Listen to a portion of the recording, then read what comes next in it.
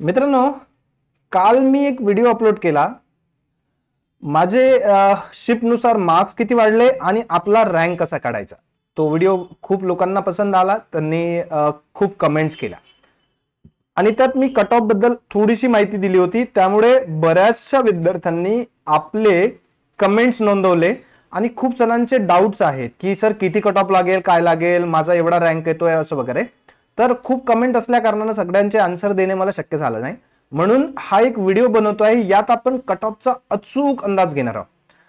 अचूक अंदाज मीन्स 98 पर्यंत अॅक्युरेसी, 98% पर्यंत अॅक्युरेसी तुम्ही समजू शकता. तर या व्हिडिओमध्ये मी डिटेल सांगतोय की कट ऑफ कसा लागतो, आपण काय कन्सिडर करा, कोणते फॅक्टर्स कन्सिडर केल्या जातात.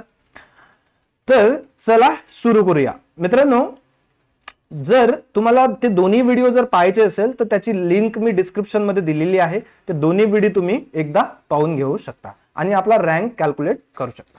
तर चला सुरू करूया. फायनल कट ऑफ मित्रांनो कशावर डिसाइड होतो, त्याचे काही फॅक्टर्स आहेत, काही घटक आपण कन्सिडर केले पाहिजे. याच एक्झामसाठी नाही, फक्त तलाठी एक्झामसाठीच नाही, पण कुठलीही एक्झाम असू द्या, यासाठी हे फॅक्टर कन्सिडर करणे जरुरी आहे. तर what are these factors, let's see. पहिला, उपलब्ध जागा किती आहेत. उपलब्ध जागा किती आहेत सगळ्यात महत्वाचा फॅक्टर आहे. नाहीतर कसं होतं, कट ऑफ हा 199 पण जाऊ शकतो. तो कशावर डिपेंड आहे, जर तुमची एकच वॅकन्सी असेल सपोज आणि त्यांना लोक जर 200 पैकी 199 वाला एक स्टुडंट आहे, एक 198 वाला आहे, तर ऑब्विस आहे 199 वाल्यांना ते सिलेक्ट करते. ठीक आहे. दुसरा महत्वाचा, टॉप मार्क्स, म्हणजे टॉप मार्क्स किती लोकांनी घेतलेले आहेत. तर टॉप मार्क्सचा काढताना की मॅक्सिमम एखाद्या स्टुडंटनी मॅक्सिमम मार्क्स किती घेतले आहेत, तो एक फॅक्टर कन्सिडर केला जातो. त्यानंतर थर्ड पॉइंट आपल्याला दिसतोय की average marks of top 0.1% student, म्हणजे सगळं कॅल्क्युलेशन केल्यानंतर जेवढे स्टुडंट्स अपियर झाले त्यांचे ऍव्हरेज मार्क्स घेतले झाले 0.1% टॉप स्टुडंट्सचे. तर त्याचा एक ऍव्हरेज काढला जातो. आणि चौथा म्हणजे आपला सध्याचा रँक. आता रँक कसा काढायचा, त्या रँक त्यांनी दिलेला नाही, आपण कसा काढायचा, ते एक व्हिडिओ मी काल बनवला आहे. तुम्हाला त्याची डिस्क्रिप्शन मध्ये लिंक मिळून जाईल की आपली पीडीएफ एडिट कशी करायची आणि आपला रँक कसा काढायचा आणि मार्क्स डिसेंडिंग ऑर्डर मध्ये कसे लावायचे. काही डाऊट असेल तर तुम्ही कमेंट करू शकता. तर हे 4 फॅक्टर्स आहेत, आपला रँक कसा आहे, सध्याचा रँक काय आहे. आता एक उदाहरण घेऊ ओबीसीचा. याच्यानंतर एक उदाहरण, ओबीसीचे सपोज स्कोर आहे, एखाद्या स्टुडंटचा 174 स्कोर आहे आणि जागा आहेत 17 जागा आहेत. आता 17 त्यांना भरायच्या जागा आहेत 17, तर का 174 पर्यंत त्यांना 17 लोक मिळत आहेत का. सिंपलचं लॉजिक आहे की म्हणून मी काल एक व्हिडिओ बनवला, तर तुमचा सध्याचा रँक डिसाईड करा. जर तुम्हाला सेलिब्रेशन ऍडव्हान्स मध्ये करायचं असेल तर रँक पहा, तुमचा रँक कुठे आहे, मग तुम्हाला चान्सेस स्वतःच कळतील. तर 174 आपण सपोज जर कट ऑफ ठेवला तर 174 पर्यंत तुमचे 17 जागा, त्यांच्याकडे 17 लोक आहेत का 174 वाले, तिथपर्यंत जातो का आपण. जर त्यापर्यंत त्यांना त्यांच्या वरच जर मिळत असतील तर ऑब्वियस एक कट ऑफ त्याच्यावर असेल. ठीक आहे.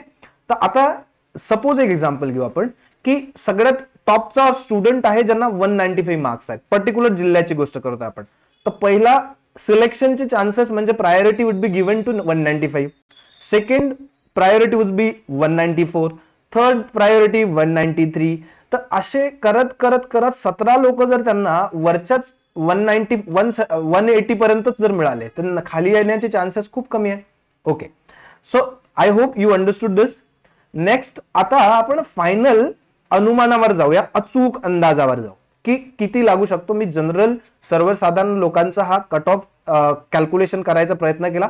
स्टडी केल्यानंतर मित्रांनो, म्हणजे मी यात बाकी एक्झाम्स 2019चे आणि आताच्या ज्या जागा आहेत यांच्याबद्दलचं कॅल्क्युलेशन करून इथे मी एक जनरल कन्क्लुजनवर पोहोचलो आहे.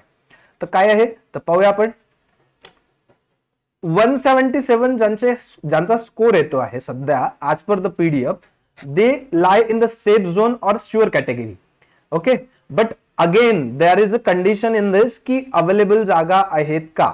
ओके, नाही तर 177 आणि तुमचे मेल सर्वसाधारणच्या जागाच नाहीत त्याच डिस्ट्रिक्टमध्ये, असं कन्सिडर करू नका.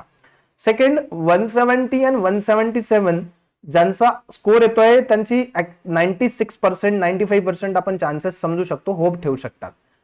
ओके, आफ्टर दॅट 165 170 ज्यांचा स्कोर येत असेल तर त्यांचे 60-70% चान्सेस आहेत वेट अशा ठेवू शकतात, वेटिंग लिस्ट मध्ये पण असू शकता.